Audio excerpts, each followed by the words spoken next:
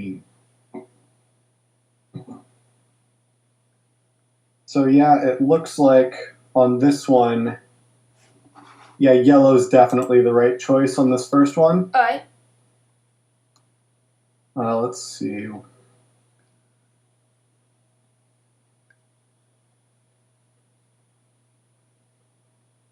Okay, yep, that looked good, and it did save your... Okay, blue and red.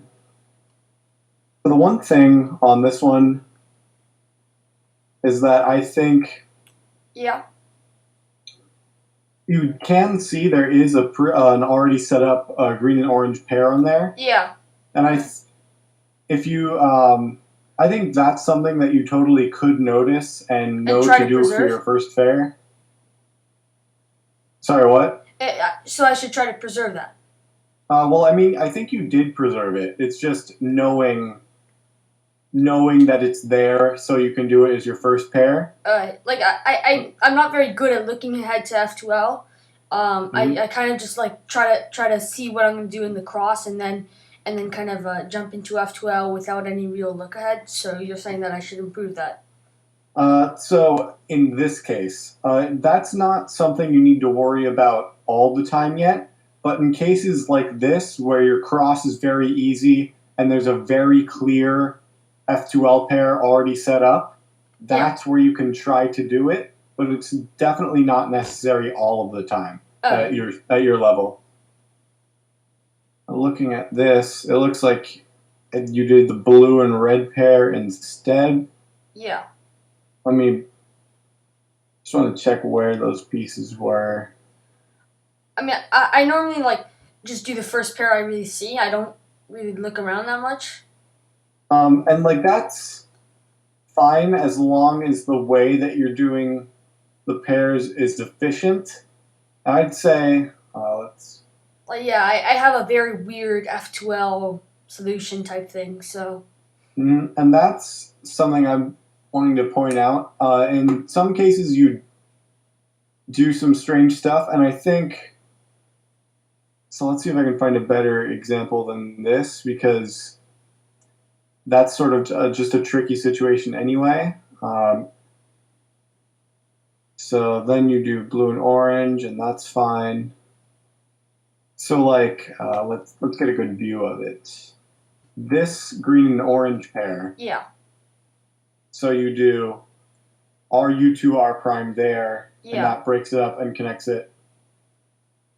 For a rule that I really like is that for any F2L pair where at least one of the pieces is in the top layer, you can always solve it in 2 steps, which is go from the pair to being set up to either an RU R prime or RU prime R prime insert, and then do that insert. So I should have done. So you're saying that I should have done RU R prime, then aligned the orange and green edge above the corner, and then just kind of paired it up like that. Actually, there is an even better way than that, which is cube rotate, so green's in front. Yeah. And then you do L prime U2 L. L prime U2 L. And then from there, the pair will be set up just to insert with L prime U prime L. Oh, okay, that makes sense. And let's see, I know there's the one after that where you have another case like this. And this, let's get a good view of it. So can you see this green and red pair right here? Yeah. So for this one, it's I think I break it up counterintuitive. The back, yeah. But what you can do from here is RU prime R prime. So you're basically moving the corner over the edge, and then it will be set up for a 3-move insert right away.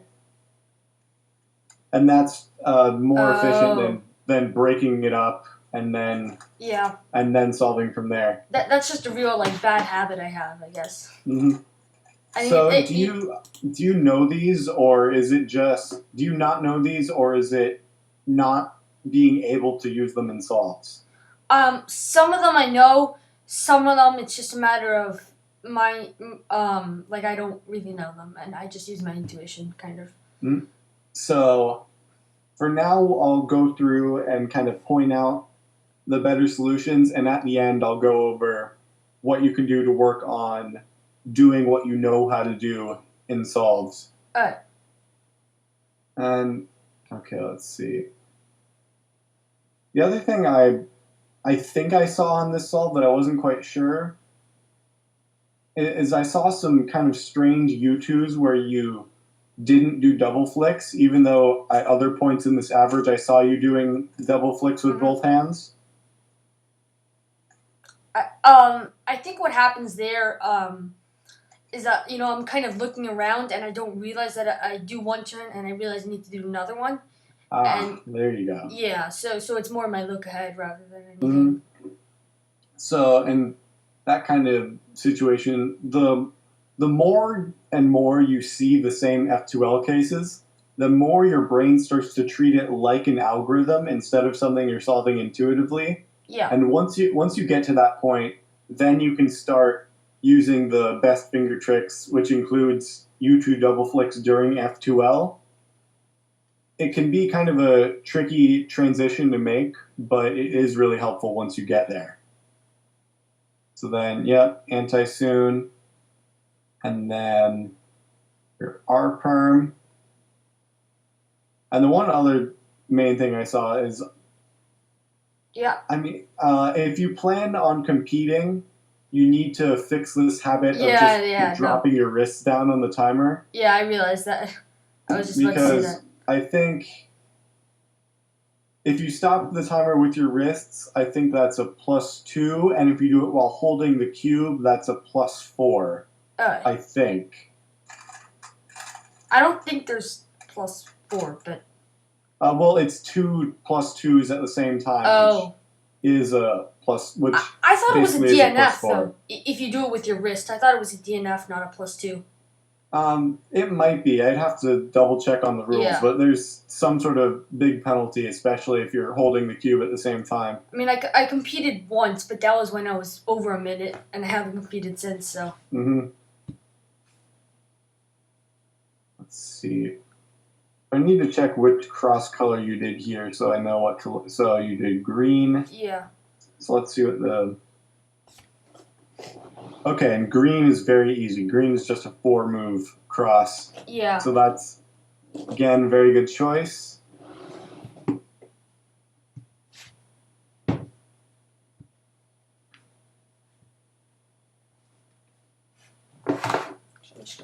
Very good. I thought I had, personally, I thought I had really weird crosses, but I guess these two haven't been that weird. And these two have been good. We'll see what happens later in the average. Yeah. So I'm trying to... So here is another case. So your first F2L pair here was white and orange. Mm-hmm. And it looks to me like this is another case where you locked on to the first thing you saw, and then you had to solve it, even if there's no really good way. Uh-huh. And I think what you need to do to fix that is a balance, like a mixture of knowing when something's not good enough and looking for something else, and being able to at least kind of efficiently handle any situation. Yeah. So have you, I'm trying to get a good angle of this pair. So the corner is solved in its slot, and then the edge is right where your thumb is, right here. Mm-hmm. And like the oranges are lining up. Yeah. Do you have any experience with block building? I have a bit, but what happens is that when I start doing it in solve, I mess up and my time goes way up, so I don't really do it that much. It's mainly only useful for X crosses or occasionally for your first pair in a situation like this. Yeah, that's when I do it, but I just not very good at it, and it just takes me too long because it's not very intuitive to me at this point. Mm-hmm. Then that's something we can work on because there's a block building technique that will turn this F2L pair from something really long to, I think, 5 moves. Do you know what that is? Do you know what the Yeah. moves are? Yeah, so if you hold the white on front here, Yeah. and you did L2, U, L2, U prime, L2, that would solve that pair. Alright. So instead of like taking it out, setting it up and then solve it. That makes sense. Yeah. And with the taking it out thing that I saw you do a lot in this average. Yeah. Each of those times when you take it out and then deal with whatever case you get, that's a situation where the 2-step rule applies, where there is a way that you can take out the piece in the middle layer at the same time that you set up for some sort of 3-move insert. Alright. So I'm going to point those out as they appear. Just a question. So you're talking a lot about things that I can do better in F2L? Mm-hmm. What I'm wondering is like how I can practice those down without doing like full solves and focusing on everything, not just F2L.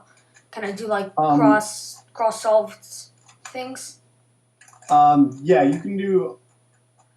I think if you're trying to work on it in like a timed environment, the only thing you can really do is full solves. But for working on your efficiency, it's really helpful to not time yourself and just hand scramble, solve the cross, work on your F2L slowly, and then once you're done with F2L, you can just scramble again. Alright. And then that saves a bunch of time if you just want to practice a bunch of F2L stuff. Alright. Okay, so it looks like here we have the same white and red pair that I talked about on the first solve. Yeah. So what you did, you separate them like that, and then you connect and insert. Mm-hmm. But what you can do, same concept except into the back right, is U prime, so it's over its slot, and then R prime U2 R, and then that will set it up for a 3-move insert. Alright. Okay, so then, okay, another example. Mm-hmm. So you've got your red and yellow corner right here. Mm-hmm. The edge is in the slot right here. Instead of doing, I could have just done R prime. I could have just done R prime U R, right? Exactly. Yes, that's what I was going to point out, and that's, like I was saying, combining the steps of taking it out and connecting it. And then that last pair was good. Yeah. At your speed, 2-look OLL is still completely fine, and then another R perm. I think I know all the PLL besides N perm and G perm. Would you recommend learning that? Yeah, that was something I was going to point out because you got an N perm in this average. Yeah. Is that I think full PLL is just a quick and simple thing that you can do. Mm-hmm. Because if you which one of these did you get an N perm? I don't remember, but it might have been one of the next two. Yeah, I know what you're talking about. I mean, I think it might have been the 1914. Yeah, it might have. But when I was in sort of your situation, and I knew everything except for the G perms, the motivation I really needed was seeing that, if I got to PLL and I had anything else, I could get a 21, but with the G perms, having to do those two algorithms made me get a 25. So that difference, it's not going to make your global average go down a ton. Yeah, no. But it's going to save you multiple seconds on individual solves where you get those cases. The reasons that I haven't bothered learning N perms or G perms, well, G perms, the reason I haven't bothered learning them is because I have trouble recognizing those cases. I have tried learning them and I just like can't recognize them. And then the N perm, the algorithm's too long. That I should really learn. But So N-perms are just tricky in general, yeah, and no, I that I know. and even though you should learn them, I always say it's not the end of the world if your N-perms are kind of weak, because N-perms are the rarest PLLs. Mm-hmm. So it's not the end of the world if they're not as strong as the rest of your PLLs, but G-perms are some of the most common PLLs, and so Yeah. that's something that will come up more often. If you want me to go like in depth about how I recognize G-perms, I can, but it's a little bit hard with just audio. Yeah. Do you not have a webcam or something that? I do, but the positioning of it's kind of tricky. Oh, I okay. know. Once I got an idea. Alright. Let me. Oh, okay. I'm gonna pull up a reconstruction website and then I can show you. You know, I've also what I've used a bunch is like to improve some of my PLOs. I've used, I don't know if you've used the JPerm PLO trainer. I didn't use that because by the time he made it, I didn't need it anymore. But I've used like DBLL trainers and stuff. Yeah. But that's a good website you would say, right? I haven't checked it out, but he's a reputable guy. So yeah. So let's see if I can show you. Just need the right angle for it. So each of the 4 G perms has 2 parts to it, Mm-hmm. that you can use to recognize it. There is a 1x2 block of matching stickers, and there is a set of headlights where the corner stickers match on one side. So I use those to. I didn't even think of that because right now what I do, I know if I just do a J perm with each of the 4 G perm cases, I know which of the 3 PLO 2-step PLO algorithms it'll give me, or which one it will give me. So and that's sort of a good technique for OLL, where if you don't know an algorithm yet, you can memorize which 2-look OLL case you'll get with it. Yeah. But with the G perms, this is at the stage where you can learn it. So each of the 4 G perms has those 2 things, and they're going to be in different positions relative to each other for each G perm. So I'm gonna actually, let's see. I'm gonna start with GA. See, I know this. Was this the one that you just showed me? Was that GA or? That was GB. Let me. So I know that GB gives me if I do a J perm, it gives me the one of the M2K, not the it's kind of the 2 diagonal switches that you use M2 for. I think it's M2U or M2U2 M2U2 M prime U2 M2 or something like that. So this is GA. It's where when you hold the 1x2 block in the front, the headlights are on the left. So that's GA. Then GB is where when you hold the block on the right, then the headlights are on the left. For GC, the block will be in the back and the headlights will be on the left. And for GD, the block will be right here on the front right and the headlights will be on the left. Alright, so that all makes sense. So of course that's a lot to memorize just right now, but that's how you can tell them apart. And the algorithms look scary, but if you learn the right ones, they're actually really fast. Do you have any ones that you recommend? I have a deeper video that I can email to you after this. I've probably seen that at some point, but I just don't. It's shockingly, it's got a lot of views. Wow. So I think see what G-Prim's like overlooked. What cross code did you do here? I think I did white, but I'm not sure. Let's check out white. Yeah, white is a good choice here. I think I remember seeing you with this one.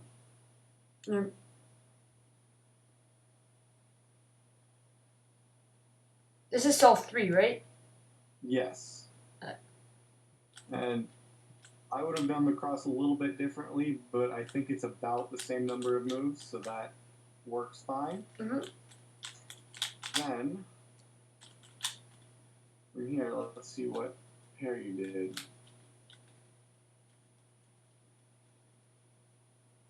Okay, this is another situation where I think... Yeah. Let's see, I think you locked onto something, or... I think so. I'm not sure why you did this RU prime R prime, but eventually you saw this green and red pair. Yeah. And the way you solved that was really good. You took out the edge with R prime U prime R, which put that in the right position for the pair to just be inserted. So that one was really good. And then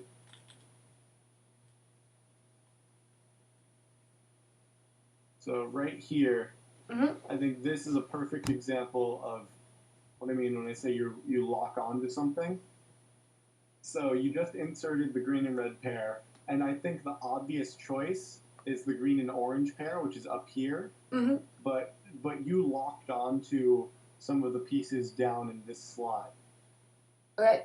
And so you take those out, and the way you solve them from there is fine, but it's still more moves than if you had seen the pair that was already in the top layer anyway. Can I just explain why I normally do that? Yeah. So I'm looking ahead to one pair to the first white piece I see when I'm when I'm inserting the previous F2L pair, and I really lock onto that because that's the first thing I see. But you're saying that I should just really look for anything that I see. So what I always say is that it's easy to build look ahead on top of good decision making. Yeah. It's really difficult to build good decision making off of look ahead when your decision making isn't as good. And I think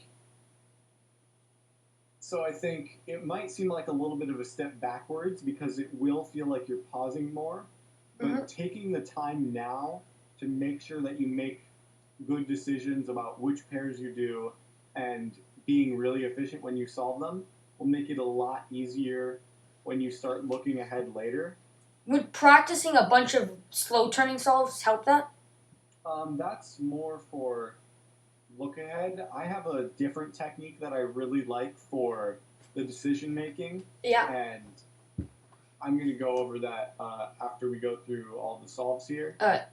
Let's see. So then, yep. So you have the corner here, the edges right there, and then you did this perfectly by taking it out so that they would be connected. And then you did this U prime R prime really quickly, and I'm wondering, is that automatically what you do when you see white on top, or did you know that that was going to set up the pair? No, that's automatically what I do when I see it. So there is a more general technique for F2L pairs where white is on top, and I think it's important, even if it worked in this case, it's important for you to know the other technique, which is you would line up the edge so the colors on the side line up with the center. And then, so if you did that, then the orange and blue edge needs to go down here, So you move it away from there. Wait, could you repeat that? I didn't really catch that. Sorry. So if you move the edge over here so the center lines up. Yeah. So it will line up blue and blue. It needs to go down here. Mm-hmm. So to start, you'd move it away from there. You do an R move. Uh-huh. And then you move the corner over it. And then when you do an R prime to move it back down, the pair will be connected. Oh, okay. That makes sense. So that's the more general solution for any case where white is on top. And that's really important to know because it basically saves an extra step in the situation where white is on top, but it wouldn't directly set up the pair. I think I actually saw that in maybe one of your videos or J-Perm's videos on F2L chicks. Yeah, I point that out whenever I can. Yeah, and I just haven't really like come around to learning that, but you're saying that I really should try to put more time into that. Yeah, that's just another example of sort of fundamental efficiency. Alright.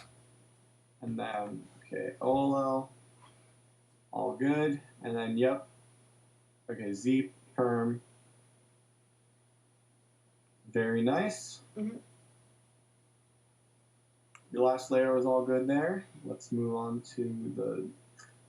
So that means this next one is the one where you got an end perm.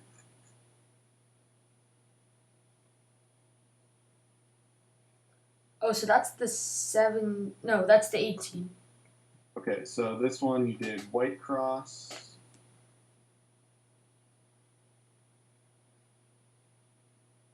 And let's see.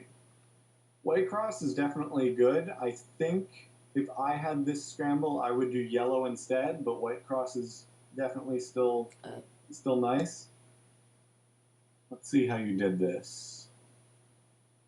I think I... No, I don't know what I did, actually.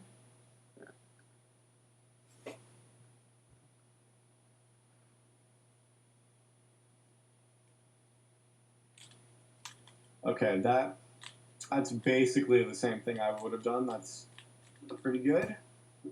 And then, let's see. So that leaves you with a few F2L options, but let's see what you choose.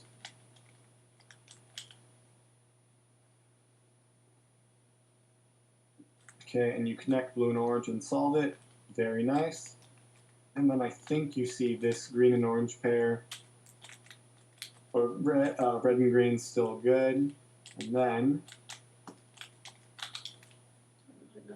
Yep, so your F2L on this one was very good. And then you get the two-look OLL. And the only reason that it wasn't like a 16 or a 17 was because it was an end perm. Yeah. So that solve was all good other than not knowing the alg. Yeah.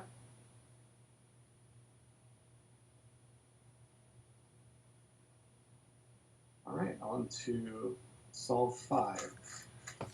You don't have any like big recommendations for like finger tricks on last layer, right?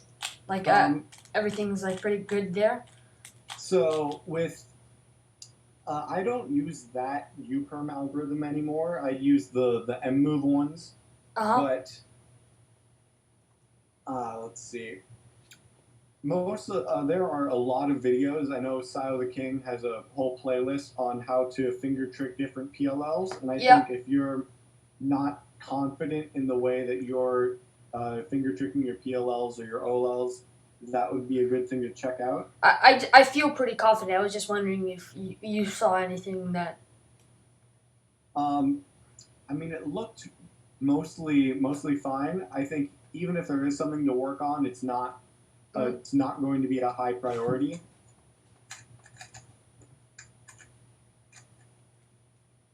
Okay, and I think I did. I remember seeing you do this 5th scramble. I think I did yellow cross here, actually. No, on this one, there's a very easy white cross. But I remember seeing you do this, and you in I don't know if it was on purpose or what. You solved the orange one into the red place, No, and I then did did. M2 U2 M2. Yeah, I did that on purpose. I thought it would be more efficient. It would like if I can solve that really quickly, I can do the M2 really quickly. So I do that a bunch on purpose just because instead of like Um, I mean, in terms of move count, that's not too bad. But what I would have done is insert orange onto the orange side, and then just finish off with D2 F prime D2. what do you mean? Like take the So the orange out? so start so when you start off, orange is in the top layer, It and is. you can Oh, I thought and that you orange was in the red slot. red's in the orange slot. Oh, then I scrambled this one. Whoops. On here. So let's see. So you What? can just Would insert orange into the right slot with R prime FR. Would you give me a second just to re-scramble my cubes just so that I can get the Yeah, right thing? of course. Here, I just need this. So.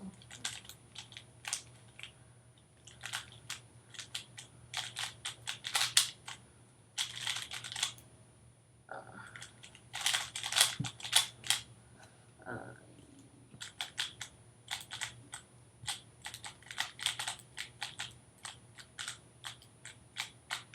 okay, yeah, I see it. Okay, so what I would do here is insert orange into its position with R prime FR, Mhm. and then fix red with D2 F prime D2. D2. Yeah, okay, that makes sense. I could have done that too. Yeah. So, I mean, what you did is, I think, the same number of moves, but I think the finger tricks are probably a little bit better for the other way.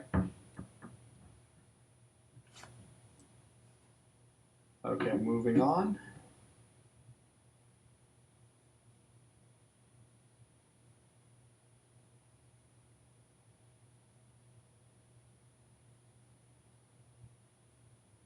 So then you have a free pair, solve that.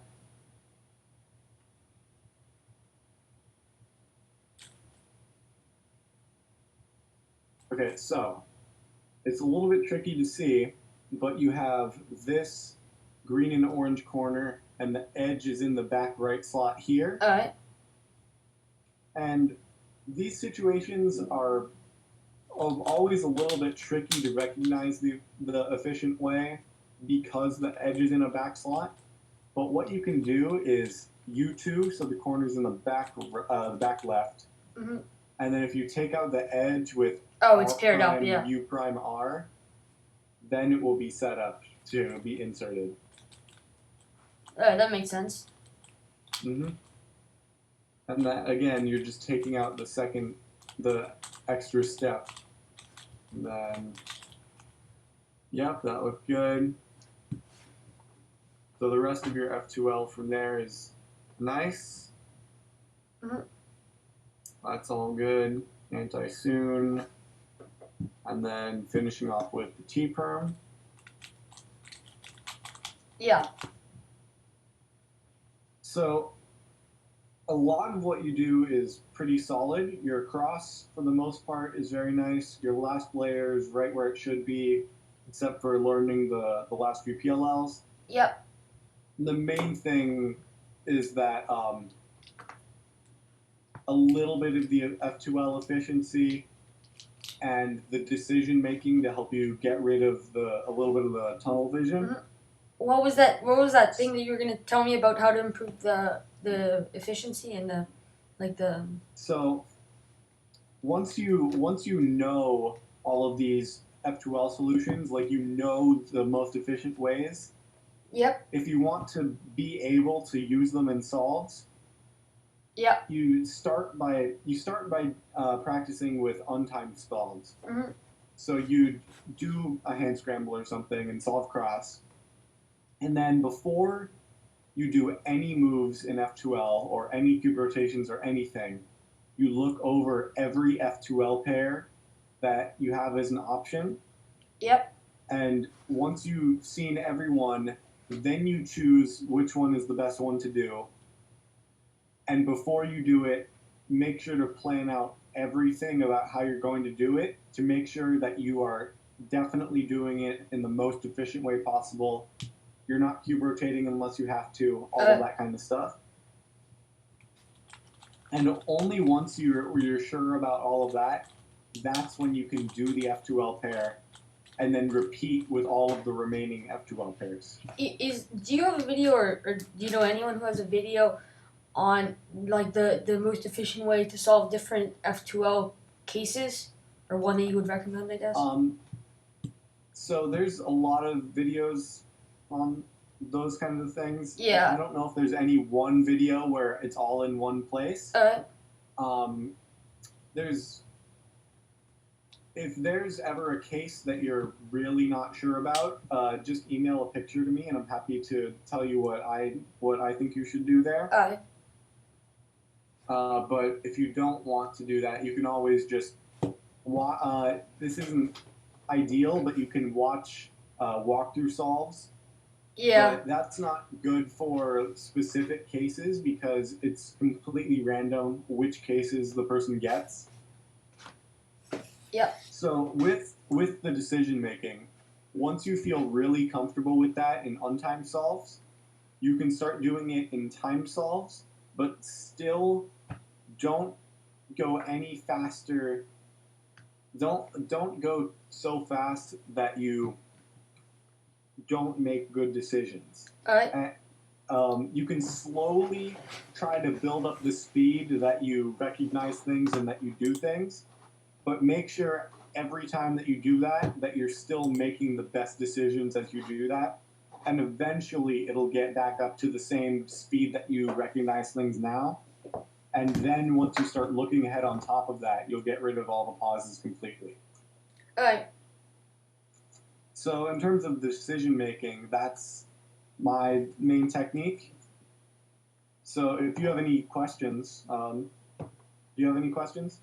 So you're just saying improve decision making, efficiency, and a little, and learn the algs. Yeah, that's a pretty good path for you going forward. What order do you recommend doing that? I guess learn the algs now. The algs, I think, are something you can do in just a few days, so that shouldn't take you too long if you learn maybe 1 or 2 each day. Yep. The efficiency and decision making is going to take you a little bit longer, but I'd say make sure that you know all of the efficiency stuff and then start working on the decision making. Because if you are trying to find the most efficient solutions but you don't know them, then that's not helping you as much. Yeah, no, I agree. So I think that's a good order to do things in. Yep. All right. So if you have any questions later, feel free to send me an email. Could I just get a picture of your setup? What do you mean by setup? Like? Yeah, I just wanted to show my friend that what I was doing. Let's see. I can turn on my webcam. It's if you don't mind that. Awkward. It's the angle I live stream with, so it's kind of from the side. That's fine. Let's see if that shows up. There we go. Hi. Alright. Thank you. No problem. Alright, this is a lot of fun.